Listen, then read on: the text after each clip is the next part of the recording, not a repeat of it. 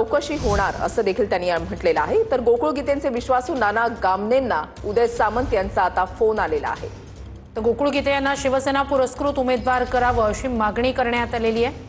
नाशिकमध्ये आल्यानंतर गोकुळ गीतेंना भेटण्यासाठी घेऊन या असं सामंत यांनी म्हटलेलं आहे। तर गोकुळ गीतेंचे विश्वासू नाना गामणे यांना उदय सामंत यांनी फोन केलेला आहे आणि शिवसेना पुरस्कृत उमेदवार गीते यांना करावं। आम्हाला शिंदे साहेबांचा आशीर्वाद घ्यायला तर ते म्हणे येऊ शकता, काही अडचण नाही।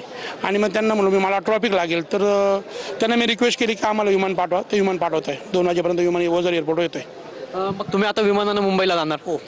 काय तुम्ही शिवसेनेत भेटण्यासाठी जातात की शिवसेनेत प्रवेश करण्याचा निर्णय घेतलेला आहे? आम्ही गोकुळ गीते आल्यानंतर आम्ही निर्णय घेऊ, उमेदवार आल्यानंतर मी निर्णय घेतील।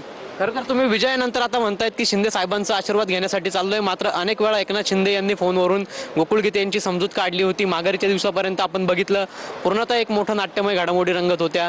3 मंत्री माघारीसाठी प्रयत्नशील होते, मात्र बॅलेट पेपरवरती माघारी झाली तरी विजय असा आपल्याला हा निकाल असा बघायला मिळाला। महायुतीच्या सर्व मंत्र्यांचे हे करतो आम्ही, रिस्पेक्ट करतो आम्ही त्यांना। असं एवढे मोठे नाही का त्यांना रिस्पेक्ट करतो। त्यांनी प्रयत्न केले, आम्ही प्रयत्न केले, पण ही निवडणूक जनतेने आणि मतदाराने हातात घेतलेली होती, म्हणून गोकुळ गीते आज आमदार झाले।